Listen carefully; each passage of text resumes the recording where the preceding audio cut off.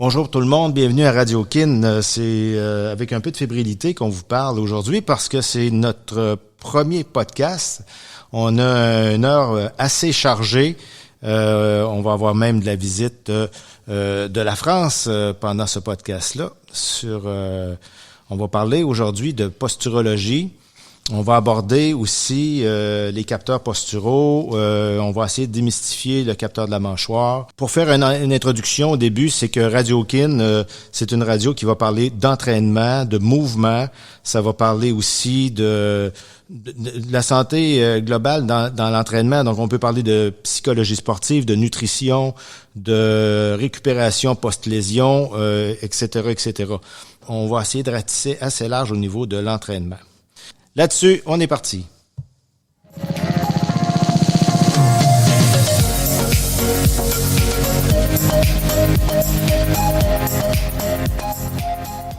On va commencer à vous présenter les gens qui vont du panel qui vont s'exprimer aujourd'hui. On va commencer par mon ami Vincent Lagarde. Donc, Vincent, j'aimerais ça que tu nous donnes un peu ton parcours au niveau de l'entraînement physique. Qu'est-ce qui t'a amené à l'entraînement physique? On sait, présentement, on est dans ton gym, que tu nous parles un peu de ton gym aussi. Qu'est-ce qui t'a amené là? Je commence par te remercier de m'avoir invité à cette premier épisode. Donc, vraiment intéressant. Puis, toujours été un passionné de sport, d'entraînement. Parcours académique, j'ai fait ma kinésiologie à l'Université de Sherbrooke. Ensuite, j'ai travaillé comme entraîneur privé pendant des années. Comme bien oui. Beaucoup de ceux qui ont commencé. Exactement. À transmettre ma passion, à aider les gens à améliorer leur santé. Et puis, après ça, je suis retourné à l'école en exercice correctif à l'Université de Sherbrooke, encore une fois, pour un diplôme d'études supérieures, pour venir chercher les gens qui avaient des problèmes musculo-squelettiques. OK. Donc, j'en rencontrais beaucoup, des gens qui étaient mal en point, pour me donner une autre corde à mon arc. Et puis, ensuite, c'est ça, j'ai pratiqué comme ça jusqu'en 2010. Et puis, là, on a ressenti le besoin, moi et des collègues amis, à avoir un centre de conditionnement physique qui vraiment était à l'écoute des gens qui n'étaient pas nécessairement des sportifs, qui n'étaient pas nécessairement des gens qui avaient fait de l'activité physique jeune ou qui s'entraînaient déjà. Parce que souvent, je trouve qu'on prêche pour notre paroisse. Souvent, c'est des gens qui sont déjà en forme. On voit souvent dans des gyms des gens qui sont déjà en forme, qui ont déjà acquis l'habitude. Puis quelqu'un qui sont des habitués du gym, là. Exact. Ça fait partie de leur hygiène de vie. Mais toi, tu voulais amener une autre clientèle. Oui, parce qu'on sait que si on veut améliorer globalement la santé des gens, il faut aller chercher ceux qui sont pas déjà des convaincus. Donc, je trouvais tellement dans mes expériences de gym que l'expérience pour ces gens-là était horrible. C'est-à-dire qu'ils arrivaient au gym, se faisaient montrer un plan d'entraînement une fois, puis ensuite on lui disait, tiens, viens pratiquer ton habitude maintenant 3 fois semaine. C'est ça. Exactement. Puis on se promenait pas pour aller voir si son mouvement Exact. était bien fait ou tout. C'est l'abonnement qui était important. Exact. Quelqu'un qui n'a pas bougé pendant 25 ans, il monte ça pendant 1 heure sur le banc, puis ensuite on lui dit, let's go, tu vas bien le faire. Yeah, right. Tellement okay. ça. Donc, ensuite, les gens se découragent, mais en plus, ça avait tellement pris de courage pour qu'ils se pointent là une première fois qu'on voyait des gens abandonnés. Et on se dit, regarde, on n'améliorera pas ça si on fait que prêcher pour des gens qui sont déjà des believers. Fait que c'est ça, c'est qu'on a bâti l'écurie en 2010. Et puis, là, ça fait 11 ans. Avec un dernier 18 mois assez spécial. Mais on n'en parlera pas. On est encore en vie. Fait que, c'est ce qui fait aussi que je suis bien content d'être là avec vous autres en vie. Voilà. OK, puis tu as vraiment ton gym et j'invite les gens qui connaissent pas ce gym-là à venir faire un tour. Moi, si j'avais un gym, c'est ça que j'aurais. C'est magnifique. C'est où exactement l'écurie? Oui, merci Gabriel. L'écurie, tu peux répéter ta question? Excuse-moi, il est situé où exactement, le gym L'écurie? Oui, c'est à Montréal, sur la rue de Gaspé, dans un quartier qui s'appelle le quartier Myland. Fait qu'on est installé ici depuis 11 ans. OK. Super. Donc, Vincent, chaque fois que tu vas faire une chronique maintenant à l'émission, tu vas avoir ta chanson pour toi pour lancer ta chronique, OK? Fait que t'es prêt à entendre ça, là? Je suis un gars musical en plus, là, tu me parles. On est parti. Tu es encore vivant, Vincent. Wow. Quand même, on vient de parler Wow. que t'es encore vivant. C'est tellement... Je pouvais pas être plus, puis tu l'avais jamais entendu en Non, plus. Charles t'arrangeait avec le gars des vues, Oui, ça. C'est toi. Le C'est gars mon des intuition. vues. Wow. Ah oui, Excellent. c'est mon troisième œil. Il est bien libéré. Aïe, aïe. Maintenant, on va passer à Marie-Claude. Marie-Claude, tu vas nous parler de toi, ton parcours académique aussi, où tu travailles, qu'est-ce que tu fais. C'est à toi. Donc, bonjour à tous. Bonjour Charles, Gabriel et Vincent. Donc, super contente de faire partie, moi aussi, du premier épisode. Donc, je suis un petit peu plus nouvelle dans le domaine que Vincent, un petit peu moins d'expérience. Donc, j'ai gradué en kinésiologie à Trois-Rivières. Par la suite, je suis allée faire mon diplôme d'études supérieures spécialisées en exercice thérapeutique. Donc, moi, j'avais vraiment plus envie d'aller chercher d'autres outils, aller travailler plus en douleur chronique. OK. Puis, je trouvais que j'avais pas assez d'acquis en sortant du bac. Je savais vraiment pas, je sais pas pour toi, Vincent, mais je trouvais qu'il me manquait quelque chose en sortant du bac. Donc, je me suis un petit peu plus positionnée, j'ai plus trouvé ma couleur en sortant de ce cours-là. Donc, j'ai fait de la thérapie manuelle beaucoup en sortant de l'université. Donc, j'ai travaillé 5 ans dans un gym. Beaucoup de morons moteurs que j'appelais, des gens qui bougeaient un peu sans intention derrière le geste. Fait que j'ai eu un bon bassin d'esprit à travailler, d'erreurs, de jugement à travailler aussi. J'ai beaucoup aimé ça. Puis je me dirigeais beaucoup vers l'entraînement fonctionnel. Je sentais que c'était comme ça que j'aimais bouger, que c'était quelque chose qui m'apportait beaucoup plus que juste de l'entraînement structurel. J'ai travaillé un peu dans différentes cliniques. J'ai travaillé avec des chiros, des physios. Fait que j'ai touché un peu à de l'interdisciplinarité. Ça me convenait moins comme approche. Je sentais pas que j'allais chercher ce que j'avais besoin. Fait que j'ai été chercher des formations en cross-training. Et par la suite, j'ai eu la chance de... en fait, je suis tombée par hasard sur un nouvel emploi dans un box d'entraînement fonctionnel. C'est là que je suis en ce moment. Donc, je suis devenue entraîneur-chef. J'ai mon bureau là-bas. Puis là, j'ai une bonne clientèle qui roule en thérapie et en optimisation du mouvement. Okay. Fait que je vois vraiment les retombées de ce que je fais concrètement quand je suis dans mon bureau avec mes clients. Qu'est-ce que ça donne une fois dans le mouvement. Fait que ça, c'est vraiment... À ce moment, je peux vraiment dire que je suis sur mon X dans la vie. Puis je trouve ça vraiment cool. De pouvoir enfin voir les retombées de ce que je fais concrètement là, quand j'entraîne les gens. Fait que c'est moi qui fais la programmation, donc je les vois évoluer à travers ça dans leur mouvement, puis je les vois évoluer aussi à travers leur douleur chronique quand ils rentrent dans mon bureau. C'est merveilleux. Oui, vraiment, sincèrement, là, wow. OK, donc toi aussi, tu as ta petite chanson fétiche pour toi. Yeah! Ah, j'ai hâte. Je suis pas sûr. Je m'entends pas. Gabriel, il l'a entendu. OK. Gabriel, il y a les épaules qui vont se tantôt. C'est parti. Marie-Claude Oh, wow. a 30 ans. Elle est belle comme un matin d'automne. En plein dans mes goûts musicaux, Charles. Moi, je me demande où t'as trouvé tout ça. Ah non, mais écoute, je me suis dit, il faut vraiment que je tombe sa coche, puis je suis vraiment tombé sa coche, je le sais. C'est pile poil ma C'est ma ton chanson. style, hein? Oh, oui, oui. absolument. Attendez de voir celle de Gabriel. Je sais pas encore. On passe à Gabriel maintenant, notre ami Gabriel Petitgros. Gabriel, tu vas nous expliquer un peu ton parcours, toi, au niveau de l'entraînement et au niveau de tes études présentement. Oui, ben absolument. Ben tout d'abord, je suis très content d'être avec vous aussi aujourd'hui. Pour mon parcours, j'ai eu un parcours assez atypique, un peu comme tout le monde dans le domaine, je crois, de toute façon. C'est-à-dire, j'ai commencé dans les années 2015-2016 dans le domaine de l'entraînement. Fait que j'ai été diplômé en 2016 exactement. Fait que j'ai commencé directement dans les gyms à travailler, les clients, travailler avec plusieurs clients à la fois, un client. Puis au fil des années, au fil des mois, je voyais déjà qu'il y avait des trucs qui me convenaient pas en tant que tel. De travailler avec quelqu'un pour gagner de la masse musculaire ou quelqu'un que, comme Vincent a dit tout à l'heure, quelqu'un qui s'est jamais entraîné, puis qu'on lui fait déjà faire des mouvements qui sont très difficiles, très demandants, puis que tu vois que ça répond pas vraiment au profil de la personne. Fait que là, j'ai voulu aller creuser un peu plus loin. C'est ce qui m'a amené à la thérapie finalement. Fait que là, c'était en 2017, un an plus tard, un an et demi plus tard, j'ai commencé à m'intéresser à ça en tant que tel. Puis je veux dire, je l'ai fait. Fait que c'est pas pour bâcher quoi que ce soit. Mais moi aussi, j'ai utilisé beaucoup des techniques classiques. Puis je le sais maintenant qu'avec le recul, c'est des techniques, des méthodes d'entraînement qui répondaient pas aux gens, qui puis peut-être pas spécifique à la personne, qui peut même créer des problèmes. Fait que j'ai tout révisé ma façon de faire, en fait, pour aller tester musculairement les gens, voir les faiblesses sont où, les forces sont où. On va y revenir, mais surtout par rapport à la posture, voir pourquoi le corps de la personne qui se présente devant moi, pourquoi est-ce que tu es comme ça.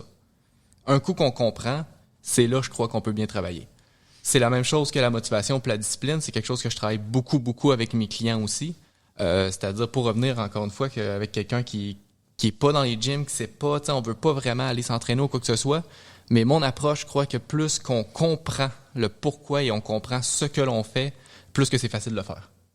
Donc, pour l'entraînement, oui, mais pour la thérapie aussi. Okay. Oui, parce que tu es étudiant présentement en ostéopathie. Je suis étudiant en ostéopathie aussi. Je finis mes études dans 2 ans. Puis ensuite, j'ai déjà plein de projets par la suite aussi là, par rapport à ça. Fait que je baigne beaucoup dans le domaine de la thérapie, autant thérapie manuelle, que je travaille aussi en entraînement, les programmes, l'alimentation et tout ça. Oui, j'ai fait quand même une bonne globalité à ce niveau-là. Je voyais qu'il y avait des trucs qui me convenaient pas dans mon ancienne approche. Fallait aller plus loin, fallait que je creuse plus pour comprendre. Bon, ben, vive la curiosité, hein. Je pense que c'est toute une qualité qu'on a, toutes les 4.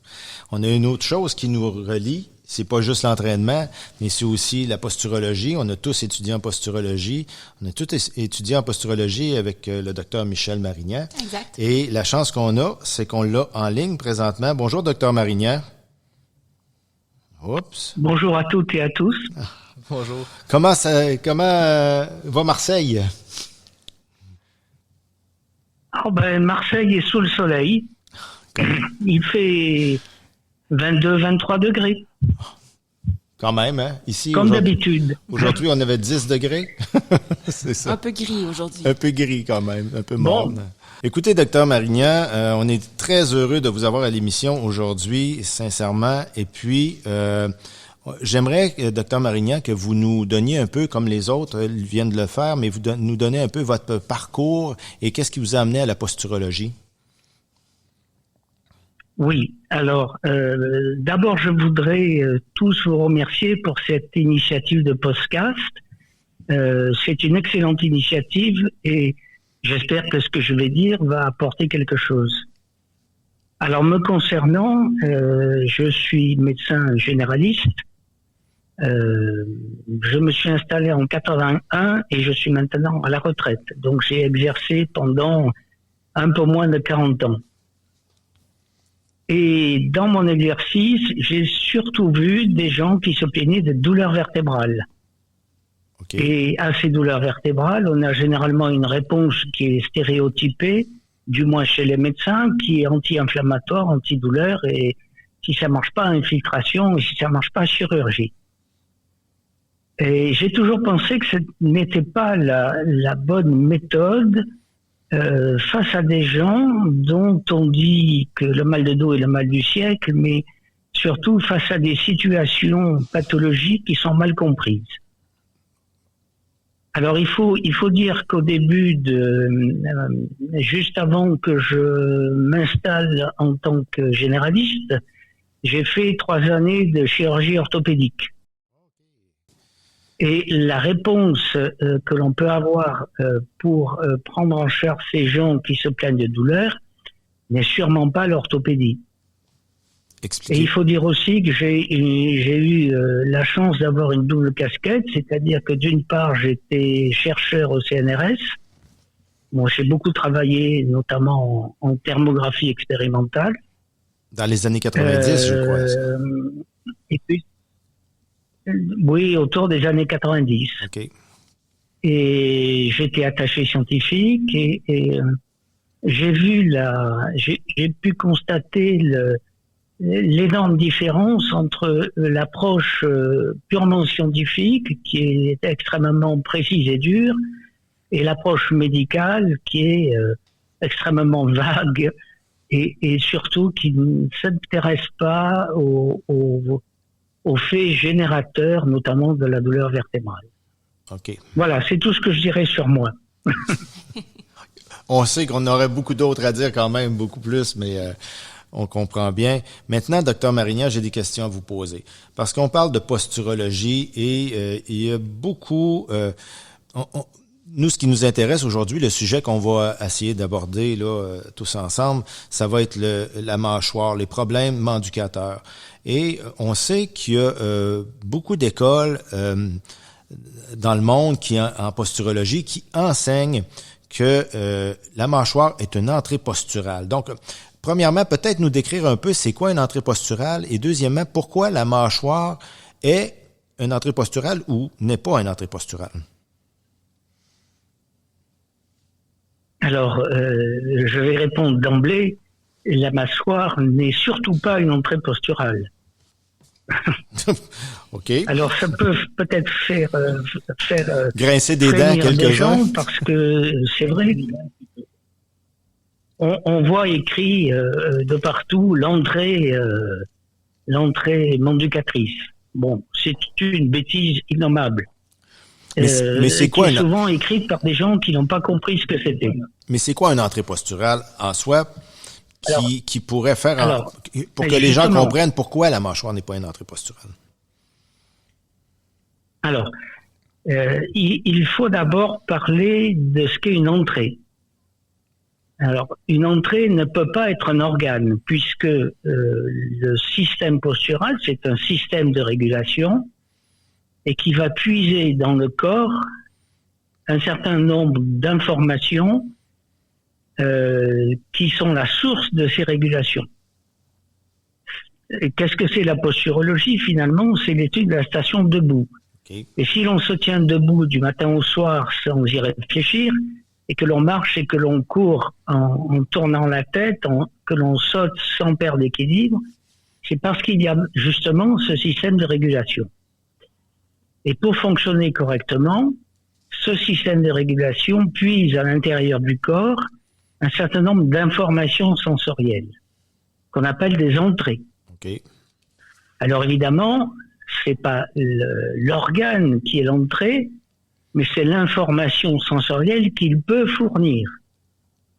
Déjà une grosse différence. Donc, quand on dit que l'entrée manducatrice, quand on dit que le pied est une entrée... Par exemple, on ne peut pas dire que l'œil est une entrée. OK. C'est là que je voulais aller. Allez-y. Effectivement, le pied n'est pas une entrée, l'œil n'est pas une entrée. Par contre, si on parle de proprioception podale, c'est une entrée, puisque c'est une information sensorielle. Okay. Si on parle de l'œil, on peut parler de la proprioception des muscles oculomoteurs, qui permettent de situer l'œil dans l'orbite, ou d'informations rétiniennes. Mm-hmm. Mais absolument pas d'œil. L'œil ne rentre pas dans le cerveau, c'est l'information sensorielle. Donc, quand on dit l'œil ou le pied, on simplifie énormément parce que finalement, c'est biaisé, c'est pas biaisé, mais c'est pas ça. C'est une simplification qui est abusive parce que oui.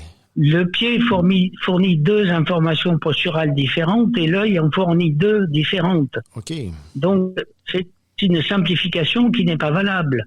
Okay. Elle va attirer des confusions et des erreurs de diagnostic et de traitement, forcément. OK, je comprends bien.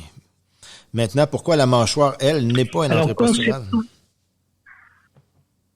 Alors, en fait, pour définir une entrée, d'abord, il faut que ce soit une information sensorielle. Ensuite, il faut que cette information sensorielle code quelque chose qui appartient à l'espace, que ce soit l'espace interne au corps, c'est-à-dire par exemple la position réciproque des différents segments corporels les uns par rapport aux autres, ça c'est la proprioception.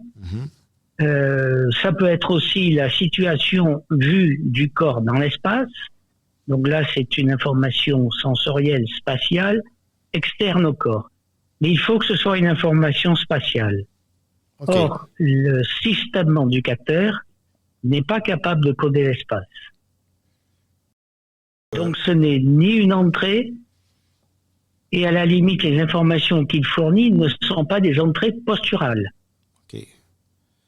Alors, il y a un certain nombre d'informations d'expérimentation qui montrent que ce n'est pas une entrée posturale. Par exemple, vous savez que l'on peut stimuler la proprioception d'un muscle en le faisant vibrer mécaniquement à une certaine fréquence. Par exemple, si on fait vibrer des muscles oculomoteurs, on obtient des réponses posturales, c'est-à-dire que le corps s'oriente différemment dans l'espace. Mais si on fait vibrer un muscle masticateur, on n'obtient aucune réponse. OK. Ça Ce qui explique. veut bien dire que la proprioception des muscles masticateurs n'est pas une entrée OK. posturale. Maintenant, docteur Marignan, pourquoi on parle de mâchoire en posturologie? Son rôle sur le système postural, si je peux m'exprimer ainsi, c'est quoi exactement? Alors, en fait, il ne faudrait pas parler de mâchoire, il faudrait parler de système manducateur. OK. Si je me permets une petite digression, les gens confondent souvent ce qu'est un système et un appareil. OK. Un appareil, c'est l'ensemble des organes qui participent à une même fonction. Par exemple, l'appareil digestif. OK. C'est l'ensemble des organes qui permettent de digérer. Ça va de la bouche, l'œsophage, l'estomac, l'intestin. C'est l'appareil digestif. On parle pas de. Et si on parle de système digestif, alors on parle des relations fonctionnelles entre ces différents organes. OK. Bien, il en est c'est la même chose pour l'appareil manducateur, qui est un terme faux. Il faudrait parler de système manducateur, OK. c'est-à-dire d'un ensemble d'organes dont le rôle est d'ingérer l'aliment, de manger. C'est ce que ça veut dire. C'est le système manducateur. Et l'appareil manducateur, il contient, il intègre la langue, la mâchoire, les muscles masticateurs, les muscles de la déglutition, etc. Donc ce sont deux choses différentes. C'est Il vraiment, faudrait parler de système manducateur. c'est vraiment une globalité. Là, du Et les fonctions, et oui, les fonctions qui sont exécutées par le système manducateur dans le but de manger comprennent l'insalivation, ce qu'on appelle l'insalivation, que dans le langage courant on dit la salivation. Mais c'est l'insalivation, c'est la mastication, c'est la déglutition et c'est la ventilation. Alors là aussi, dans le langage courant, on parle de respiration, mais en théorie et en fait, la respiration, c'est un phénomène cellulaire. Par contre, l'entrée et la sortie d'air dans les poumons, c'est la ventilation. OK. Maintenant, Donc, docteur Marignan, tous ces phénomènes, mastication, déglutition, oui. c'est parce que le temps file. Normalement, ce que je voulais vraiment vous demander, c'est vraiment de préciser pourquoi la mâchoire n'est pas une entrée posturale et pourquoi elle, si j'ai bien compris, pourquoi elle perturbe les entrées posturales. Alors en fait, il se trouve que tout ce système manducateur est innervé par le trijumeau, le nerf trijumeau, la cinquième paire crânienne, et que la proprioception des muscles masticateurs, en particulier, est innervée par le 5-1. Okay. Et que le 5-1 lui-même gère la proprioception des muscles oculomoteurs. Il y a donc une interaction entre l'appareil manducateur, qui n'est pas une entrée, mais il interagit avec la proprioception des muscles oculomoteurs, qui eux sont une entrée. On considère donc que le système manducateur peut être, dans les cas pathologiques, un perturbateur postural, ce qui est très différent. OK, donc si j'ai un déséquilibre du système manducateur, éventuellement, ça va générer, si je comprends bien, ça va générer un déséquilibre oculomoteur, ou ça peut créer un déséquilibre oculomoteur. Alors, ça peut. Et justement, il existe un test que j'ai enseigné à Montréal et à Québec, qui est la triade de Hartmann, qui permet de savoir s'il y a intrication entre le système postural et le système manducateur ou pas. OK. Ah, c'est à ça que ça sert, la triade de Hartmann. Je suis content, je viens de l'apprendre. non, je vous taquine. Bon. Tu plaisantes. Oui, je plaisante quand même. Donc, je vous remercie, Dr. Marignan, de votre intervention. C'est grandement apprécié. On vous remercie du fond du cœur, je pense tout le monde. Hein? Vraiment, merci beaucoup. On est vraiment content de vous entendre aussi, puis de vous savoir en forme. Donc, écoutez, on vous salue bien et de votre côté, vous saluerez la bonne mère. Oui, Notre-Dame de la Garde. Tout à fait. Merci pour elle. OK. Merci, Dr. Marignan. Au plaisir de se reparler bientôt. Et bonne continuation. Merci. Au revoir. Au revoir. Au revoir, merci. Merci, au revoir à tous. Ouais, riche d'informations, hein, c'est du Michel Marignan, hein, ça peut pas être simple. Pourtant, très très simple pour lui, hein, pour lui c'est extrêmement simple, pour nous c'est un peu plus dur. Mais tellement clair dans ses propos. Chaque virgule l'écouterait, est à la bonne place. Oui. Et Tout est calculé. Ben, on a suivi sa formation toutes les quatre et on sait que c'est du très haut niveau, mais en même temps c'est un homme qui est extrêmement précis, scientifiquement très rigoureux. C'est quelqu'un de très posé qui dit les choses. Son cours, c'est pas un spectacle. Hein. Son cours, c'est vraiment un cours magistral. Hein. Ça dure sur 4 jours et puis pendant 4 jours, on s'en prend plein les neurones. Hein. Donc, qu'est-ce que tu as à dire là-dessus, toi, Vincent? Sur le système éducateur ou sur autre chose, là? Oui, ben, moi, ça m'amène à un sujet qui m'a intéressé dans les 2-3 dernières années, qui est, pour utiliser les termes du docteur Marignan, la ventilation. Ventilation buccale. Ben, oui, la ventilation, soit buccale ou nasale, et un peu mon petit côté anthropologue, à savoir d'où vient cette problématique de ventilation buccale qui affecte énormément de gens.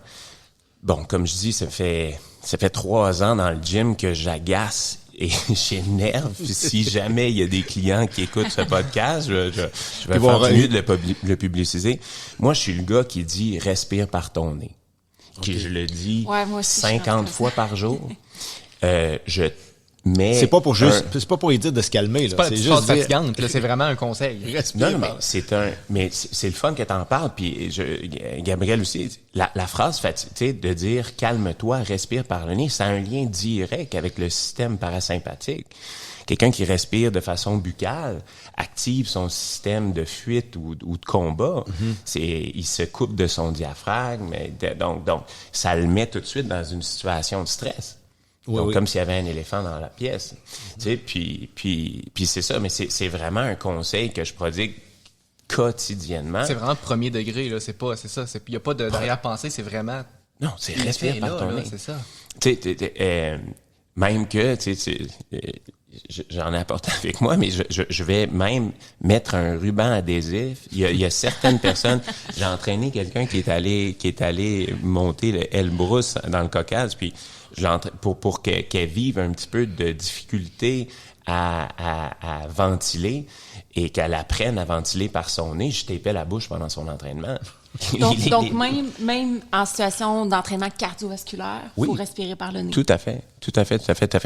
Et cardiovasculaire, mais en entraînement de force. Par le nez aussi. Juste de respirer, point, je pense que c'est important. Déjà, tu parles de l'inspiration, parce que l'expiration, tu peux la faire par la bouche. Là. Ben, c'est ça. Je vais faire... je vais te laisser aller. Moi, je trippe, là. C'est on trippe toute la gang. Oui, exactement. C'est ça qui est vraiment stimulant. L'inspiration, oui, par le nez. Puis là, je m'amuse avec une ventilation nasale à l'expiration, à l'entraînement, en essayant d'aller chercher un son qui est comme, si je peux me permettre, un son qui est vraiment comme un son de fond qui permet une activation de la paroi abdominale pour stabiliser la colonne. Donc, pour aller chercher les obliques pincés, on va aller chercher cette même pression intra-abdominale-là. Okay. Donc, ça sera pas une expiration, on veut pas une expiration buccale où on relâche, qui est associée vraiment plus au système parasympathique, mais une expiration qui est très forcée. Donc, il est possible de le faire en expirant par le nez, mais en allant chercher un petit son. Si on pense à un joueur de tennis ou une joueuse de tennis ou quelqu'un dans un sport de combat qui a l'impact Oui, va chercher oui, tout à fait. une espèce de donc si on mettait si on allait chercher l'activation musculaire qui se passe au niveau de la paroi abdominale à ce moment-là, elle est grande, puis on est en train de stabiliser notre geste. Donc, oui, on est capable de le faire. Puis maintenant, je donne en tout cas, quand je m'entraîne, je suis capable à un certain niveau d'intensité de mettre un tape sur la bouche, puis de faire mon entraînement en ventilant que nasal. Ah oui. Ouais. Puis ça a amélioré ma capacité cardio-respiratoire parce que t'apprends à vivre avec une montée de CO2 qui est plus grande, qui améliore l'échange gazeux. Exact. Avec la cellule. Fait que la respiration cellulaire dont parlait le docteur Marignan, mais elle se fait mieux. Mm-hmm. Il y a aussi, on en a parlé tout à l'heure, mais la ventilation nasale est extrêmement importante pour refroidir le cerveau. Les gens qui ne respirent pas au niveau nasal la nuit vont empêcher le cerveau de se refroidir, donc vont créer une hyperactivité cérébrale. On sait que au niveau de l'hypothalamus antérieur, on a le thermomètre du corps humain. Et donc, si on ne refroidit pas cette zone-là du cerveau, les gens, la nuit, font des sueurs nocturnes, ont très chaud, ils vont être très agités, ils vont faire des terreurs nocturnes. Les ventilateurs buccaux, c'est terrible. Et ces gens-là, le matin, sont pas réveillables. Vers 5 heures, ils commencent à avoir de l'énergie, puis le soir à minuit, ils sont plus couchables parce qu'ils sont dans le moment de la journée la plus créatrice. Donc, ces gens-là ont vraiment une difficulté incroyable. Et moi, je travaille beaucoup avec des orthophonistes pour essayer de rééduquer cette ventilation nasale-là de nuit et arrêter et comment garder la bouche fermée. Comme on a étudié aussi, en tout cas, aujourd'hui, c'est peut-être vrai, puis dans 10 ans, ça sera peut-être autre chose, mais ce qu'on sait, c'est que c'est la langue qui garde la bouche fermée. Mm-hmm. En tout cas, si jamais il y en a qui pensent que c'est pas ça, vous l'écrirez dans les commentaires en dessous de la vidéo, là. Mais ce qu'on a appris, c'est que la langue garde la bouche fermée. À partir du moment où tu as un mauvais positionnement lingual, la nuit, la mâchoire va décrocher et tu vas devenir un ventilateur buccal. Mm-hmm. Puis la ventilation buccale, c'est soit ça ou soit un nez bouché. Donc, les gens qui ont des anomalies, des cornets trop volumineux, tout ça, moi, je sais pas combien de clients, moi, j'ai envoyé voir des ORL pour finir par une opération. Puis même après ça, ces gens-là ont tellement respiré longtemps, la bouche ouverte pendant la nuit, qu'ils vont les envoyer à des orthophonistes pour rééduquer la langue, parce que déjà, la langue ne sait plus, elle a comme perdu son intelligence du mouvement, elle sait plus où se placer dans la bouche. C'est complexe quand même, tout ça. Tout à fait. Puis on parle de sommeil, puis et c'est majeur là. On est dans une crise du sommeil là, oui. Pour plusieurs raisons. Exact, mais ça, tout à fait, c'en est une grande. Puis c'est ça.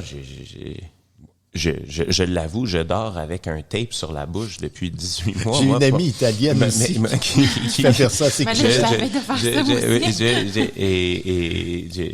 j'ai même, aux grandes dames, disons, ma blonde était un petit peu découragée quand je voyais que ma fille respirait par la bouche la nuit, puis j'ai dit, fais-moi confiance, on va y mettre juste un petit tape sur la bouche pour essayer de l'entraîner à respirer par son nez. Puis elle se réveillait souvent durant la nuit, puis mais son nez était débouché quand on faisait ça, là, n'appelez pas la DPJ. On s'entend que le tape, tu tapes pas à la bouche au complet, là. C'est pas un duct tape, là. J'en ai apporté avec moi. C'est pas pour si la personne n'est pas capable, elle se fuckera pas, là. Tout à fait, très bien. Merci, Gabriel. Puis, c'est ça, un petit tape 3M, testé pour la vie. Non, mais c'est ça, pour du moins fermer cette entrée-là et puis de faciliter le passage, parce que tu as dit une chose, hein, souvent, si le nez est bloqué, mais souvent, si tu n'utilises pas ton nez, souvent, tu le maintiens bloqué. Ouais, donc réapprends à juste... Exact. C'est un nez qui devient mésadapté. Voilà, tout à fait. C'est un nez dysfonctionnel. Exact. Donc, dès que tu es capable de passer de l'air par ton nez, go, continue, et puis tu vas le déboucher. Il y a des exercices de rétention de souffle qui sont assez intéressants à faire, qui fonctionnent en dans 3-4 minutes quand le problème est simple et pas un problème. Mais ce qui est aussi important dans tout ça, c'est qu'on l'envoie à l'ORL, mais il faut aussi voir toutes les allergies, toutes ces Exact. trucs-là. Donc, ça prend un bon examen médical d'un médecin qui va faire le point là-dessus. C'est pas notre travail à nous. Nous, c'est juste de constater la problématique, puis c'est la médecine qui s'en occupe après. Parce que souvent, les gens arrivent dans notre bureau puis ils n'ont aucune idée de... Tu sais, il y a tellement de facteurs qui jouent sur une même situation. Fait que moi, ce que j'essaie de faire, en tout cas, c'est d'aiguiller mes clients. Bon, est-ce que tu as souvent le nez bouché? Ah oui, j'ai souvent des sinusites. J'en ai beaucoup, que c'est des problèmes d'allergie, des problèmes de sinusite chronique, bronchite chronique qui ont tout le temps l'habitude de respirer par la bouche parce que le nez est toujours bouché. Puis après ça... Ben là, faut reprendre l'habitude de respirer par le nez. Fait que c'est de voir, bon, est-ce que c'est un problème d'ORL? Est-ce que, puis là, on parlait de la position de la langue dans la bouche. Fait que là, je dis à mes clients, ça va être difficile. Mais là, si vous vous réveillez la nuit, où est-ce qu'elle est placée, votre langue? Est-ce qu'elle est sur les dents ou est-ce qu'elle est au palais? Tantôt, on parlait de positionnement de langue. Donc, la position de repos de la langue, c'est au palais. Aussitôt que la langue tombe sur les dents, la bouche va ouvrir. Fait que je fais tester à mes clients, puis après ça, on essaie, sans trop... On veut pas tout de suite trouver le nœud du problème, mais ça donne déjà des outils aux gens quand ils partent du bureau. Ils sont comme, OK, j'ai des devoirs à faire, puis on va essayer de voir c'est quoi. Parce que on le sait maintenant, quand on rentre dans le bureau du médecin, c'est un 10 minutes top chrono, puis on a le droit à une question quasiment. Là. Fait que c'est d'essayer de voir concrètement là, qu'est-ce qu'on a besoin de voir comme spécialiste après. Là, c'est ça. Puis toi, Gabriel, dans ta pratique... Mon Dieu. Ouais, ben, avant tout ça, je vais juste refaire un petit bas dans le... T'as pas entendu la chanson, toi? Hein? Non, j'ai pas. C'est vrai? Avant Gabriel, il a le droit à sa chanson. Attendez un petit peu. Parce que ça vaut vraiment la peine, ça. On va partir là-dessus après. Ça, c'est vraiment ma meilleure, là. C'est reparti.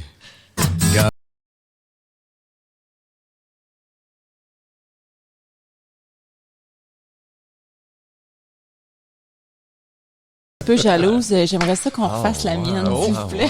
Non, mais c'est parce que ça, c'est en plus. C'est j'ai pas trouvé une femme qui chantait Gabriel, fait que j'avais juste Johnny qui chantait Gabriel, fait que je m'excuse, Gabriel. C'est correct. C'est de l'amour inconditionnel. Ça reste des classiques. C'est un grand classique, tout à fait. Donc, oui, continue, Gabriel. Non, c'est ça. Ce que je voulais, c'est que je vais juste faire un petit bond de reculons avant. Pour dire un peu comment que moi je l'ai vécu la posture dans ma pratique.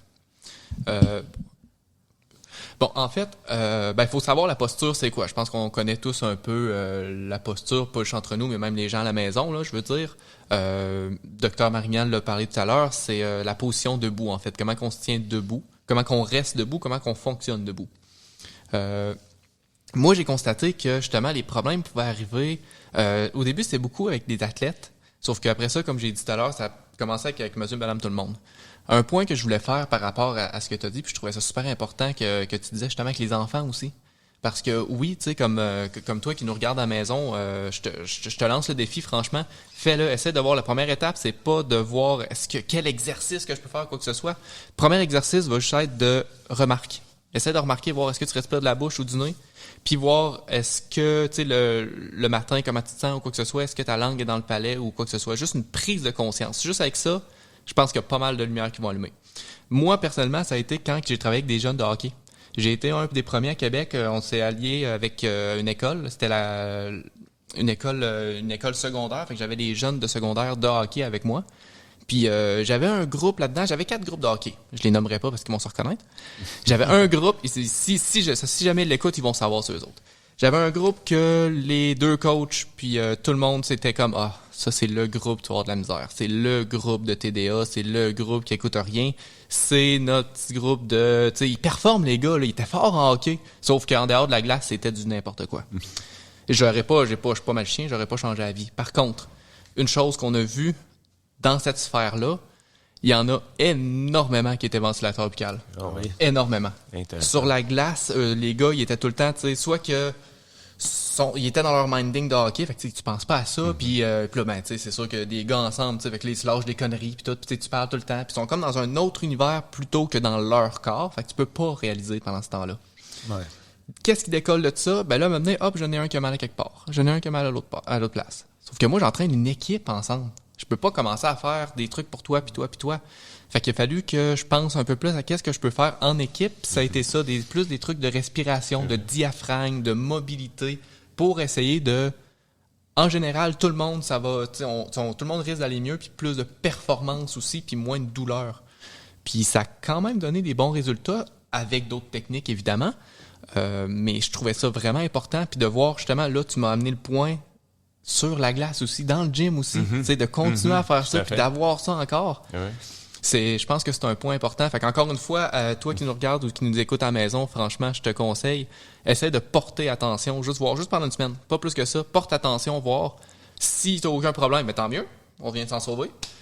Sinon, c'est peut-être quelque chose à aller s'informer un petit peu plus. On va en parler de toute façon. Ça pourrait être intéressant, que tu nous donnes des outils, Vincent, concrètement, que les gens peuvent aller consulter s'ils ont des questions, s'il y a des exercices typiques. Quoi faire, c'est ça. Quoi faire si on se rend compte que qu'est-ce que tu me conseillerais, mettons, à moi? Je me rends compte, là, demain matin, je me réveille.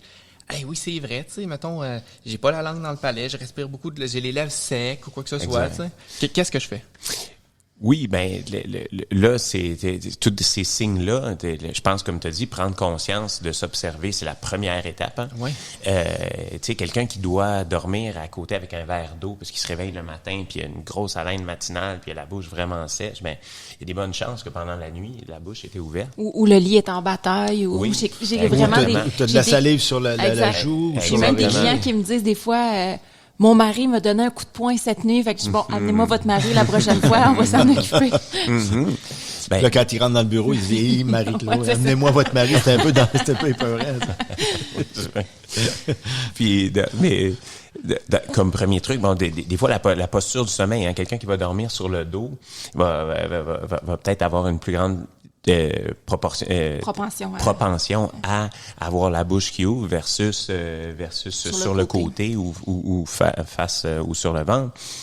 Là, après ça, c'est sûr qu'on est dans une grande inconscience quand on dort. Donc, d'où, moi, l'utilisation d'un ruban adhésif qui est...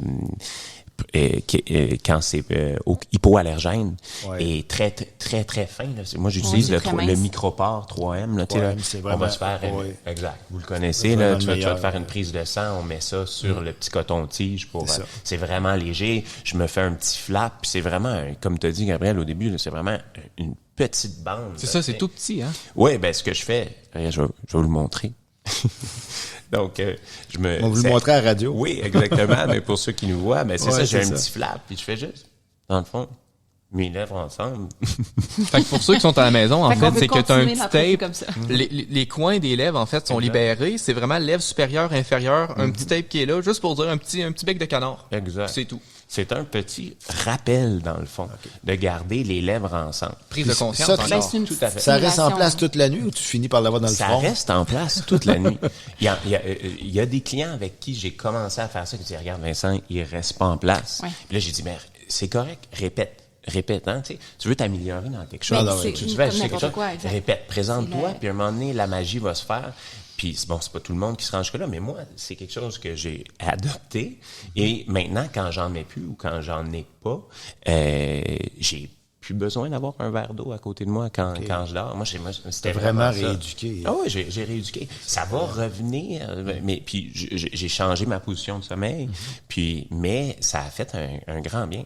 Donc, on sait aussi qu'on a un autre dispositif intéressant qui s'appelle le Neurostab, qui a été, c'est le docteur Pablo Alvarez que j'ai rencontré aux Journées médicales de septembre en Ardèche, qui a donné une conférence là-dessus. Et lui a fait de la recherche. Les Neurostab, ça avait été fait au début pour stimuler la peau du pied. Maintenant, il s'est aperçu qu'en les plaçant à un endroit X au niveau de la mâchoire, il était capable de faire en sorte que les gens arrêtent de serrer des dents la nuit. Donc, et on a des gros sur les maux de tête, on a des gros résultats avec ce dispositif-là.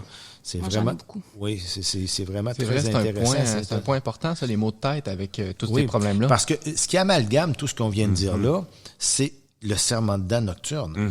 Donc, souvent, dans le serrement de dents nocturne, les gens vont user le dent, ils vont se faire mettre des plaques occlusales. mais n'en déplaise à d'aucuns, mais à partir du moment où tu mets une plaque occlusale, tu vas protéger ta dent. C'est sûr que tu vas moins l'user. Mais au niveau de la mâchoire ou du réflexe de serrer des dents, ça ne règle pas. Ça ne règle pas. Souvent, les gens cassent les plaques occlusales, il faut en refaire une autre et tout ça. Donc, ce serrement de dents-là qui est si problématique, et comme Michel expliquait au niveau du nerf trijumeau, ce qu'on sait, c'est que si on a une perturbation, un déséquilibre au niveau de la mâchoire, on va finir par avoir un déséquilibre aussi probablement oculomoteur. Et si on a un déséquilibre oculomoteur, là, on sait qu'une des entrées posturales importantes pour pouvoir analyser notre environnement, analyser notre environnement pour se poser verticalement dans cet espace-là qui nous entoure, si on perturbe ça, on va risquer juste d'avoir des déséquilibres posturaux. Donc, il faut absolument dompter la mâchoire, faire en sorte qu'elle devienne fonctionnelle, que la langue se place bien, puis que ces serrements de dents nocturnes-là disparaissent.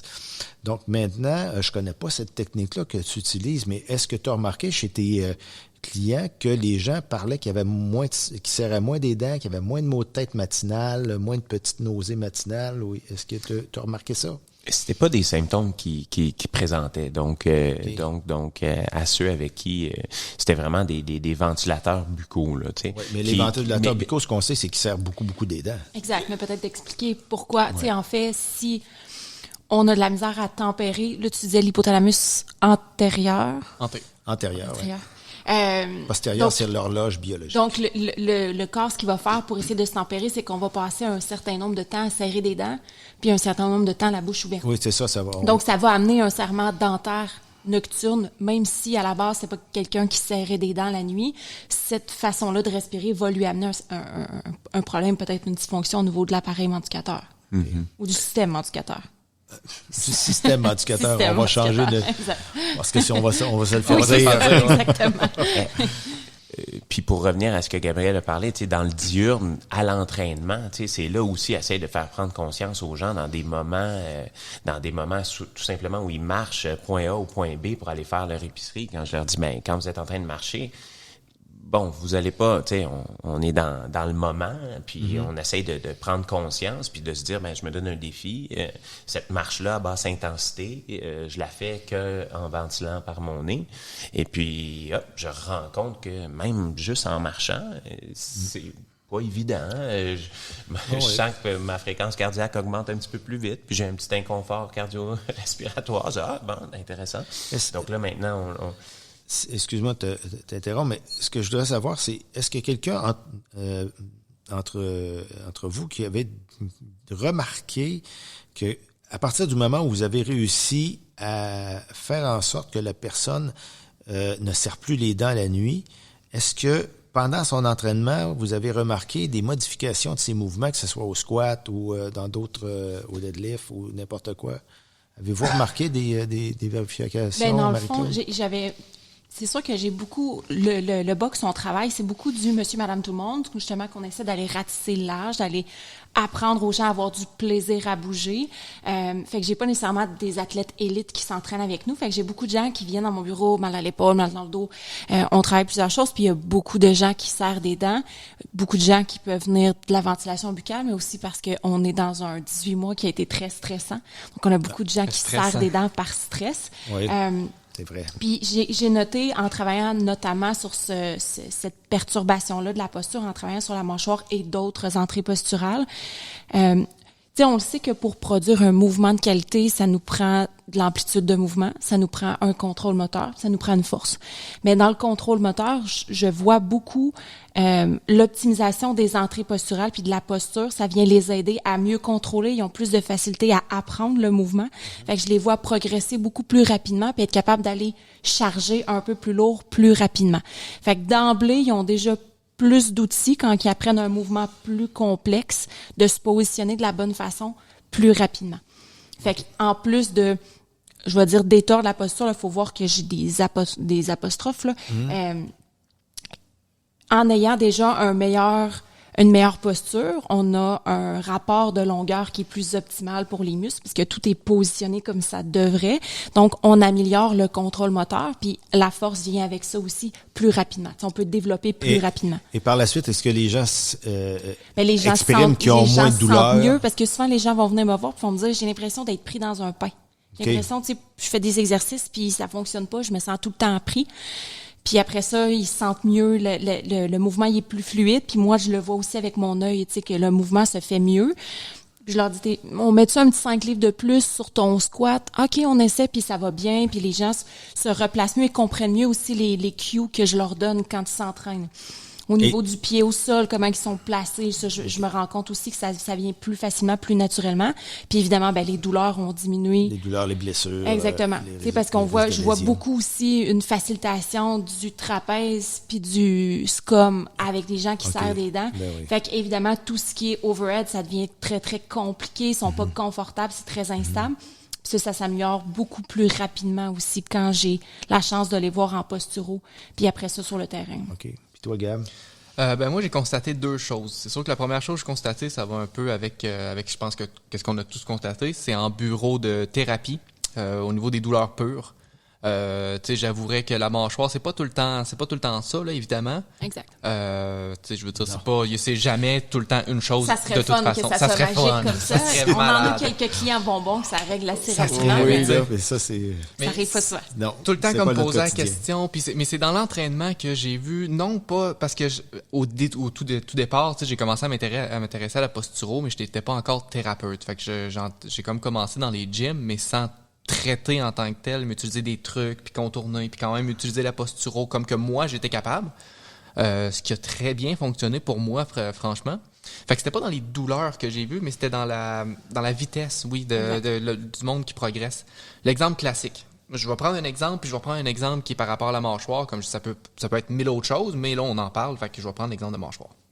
Quelqu'un sur un squat, que lorsqu'on descend au squat, la personne trouve que, hop, la barre passe un petit peu. Ouais, soit que, tu sais, les fesses partent un petit peu à gauche ou un petit peu à droite.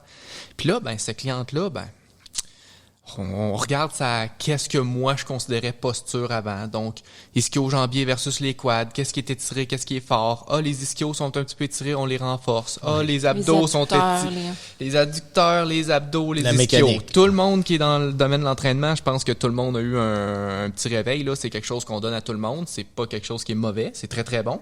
Mais dans cette situation-là, selon la cliente que j'avais, ça faisait 2, 3, 4 mois que étire-ci, travaille ça, étire-ci, travaille ça, étire-ci, travaille ça. Ouais, mais là, à chaque fois que la cliente fait du squat, j'ai un petit mal dans le dos. Ouais, mais tu sais, techniquement, selon, tu sais, travaille-ci, étire ça. Ouais, mais après 2 mois, moi, j'ai encore un petit quelque chose. Ouais, mais là, t'as pas super mal. Non, mais j'ai encore. OK, c'est cool. Elle a pas super mal. Hey, je suis cool. Ouais, mais non, elle a encore quelque chose. Pourquoi qu'elle a ça? Ah, là, on a vu que il y a un lien un lien anatomique, chaîne kinétique que tout le monde connaît versus la mâchoire, mais là on parle vraiment de la mâchoire en tant que telle, versus l'axe tibio-tarsien. Pour cette cliente-là, c'était ça. Elle avait été désalignée au niveau de la mâchoire. Il y avait vraiment quelque chose au niveau de la mâchoire qui était bloqué, mâchoire crânien, tout ça. Ce qui faisait en sorte que son pied était plat. On a parlé des pieds tantôt. J'aurais eu beau l'entraîner pendant 2 ans, renforcer une partie qui était même pas faible à la base. Ça n'aurait rien donné. Elle était juste en déséquilibre. Elle était juste en déséquilibre. On n'a pas renforcé, on l'a juste réaligné.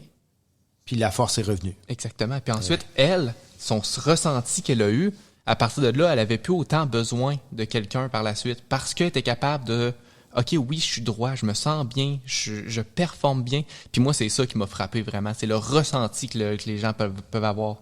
Puis des fois, c'est tu modifies un petit quelque chose, là. C'est pas, c'est comme c'est comme un client que j'ai eu un jour qui vient me voir, puis on se rend compte que au niveau du pied, on a un problème. Et puis, on a mis des semelles neurostables. Et puis, la personne est allée faire des squats après au gym.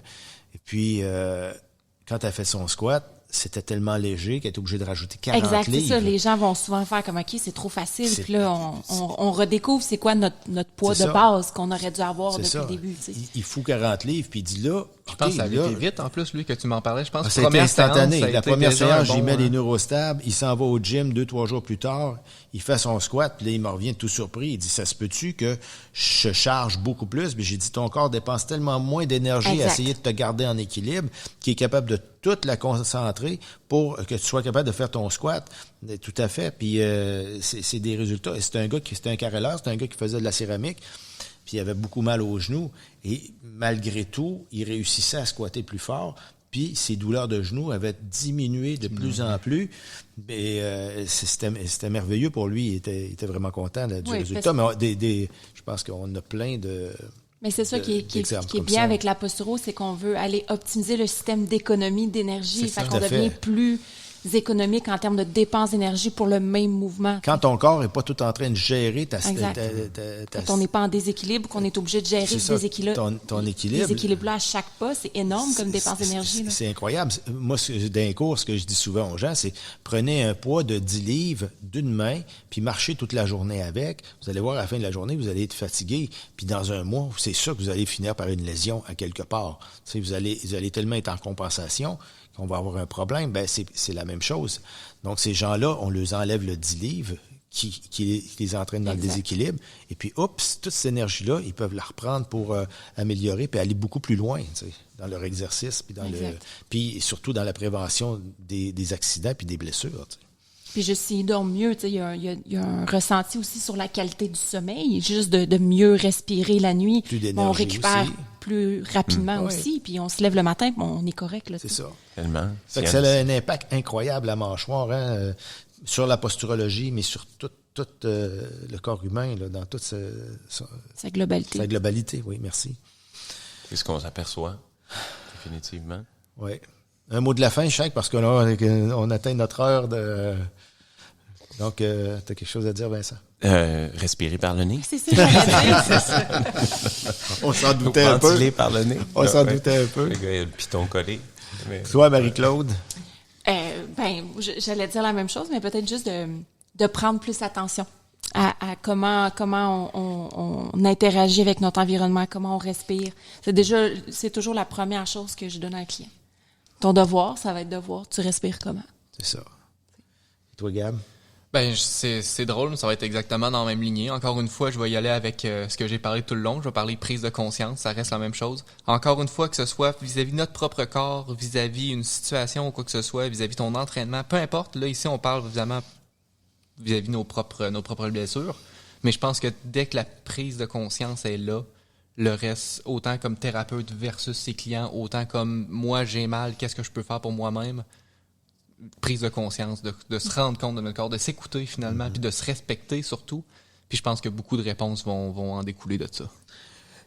Puis moi, si pour terminer, je dis aux gens, faites attention aux serrements de dents diurnes. Les gens serrent beaucoup des dents le jour, puis je lui demande de faire des prises de conscience, de serrement de dents, de mettre des post-it un peu partout dans la maison. Partout. Ouais. Je dis, vous arrêtez de serrer des dents, vous êtes sur une lumière en train d'attendre, vous arrêtez de serrer des dents, vous prenez 2-3 bonnes respirations, la langue au palais, les dents pas en contact. Puis les gens reviennent les semaines après, puis ils disent, mon Dieu, que je serrais des dents, je m'étais jamais aperçu de ça. Ouais. Et puis là, ça devient presque une obsession, et finalement, ils nous aident en faisant en arrêtant de faire serrer des dents le jour. Souvent, les gens commencent déjà à s'améliorer la nuit. Si c'est pas un décrochage de la mâchoire dû à une langue qui est mal placée, mais c'est plus du stress. Et moi, je dis souvent aux gens de faire de la cohérence cardiaque avant de se coucher. Déjà, faire descendre la cortisol, puis faire en sorte que les gens soient plus calmes. Mais tu sais, ça pourrait être un autre sujet super important puis intéressant, le stress. Oui. Comme liaison avec la mâchoire. Là. Donc, le prochain sujet, tout le monde, parce que on a terminé, mais le prochain sujet, le prochain podcast devrait porter sur l'entrée posturale qui est le pied. Toujours en posturologie. Après, on va en faire un autre sur l'œil. Et puis après ça, on va avoir liquidé le sujet, si on peut le liquider, parce que je pense que c'est impossible de liquider ce sujet-là. Et on va avoir plein d'autres capsules qui vont s'en venir, plein d'autres podcasts qui vont être super intéressants. Donc, on vous remercie de nous avoir écoutés. Si vous avez aimé, écoutez, vous nous faites un beau petit pouce, vous vous abonnez à la chaîne, et puis on vous dit à la prochaine.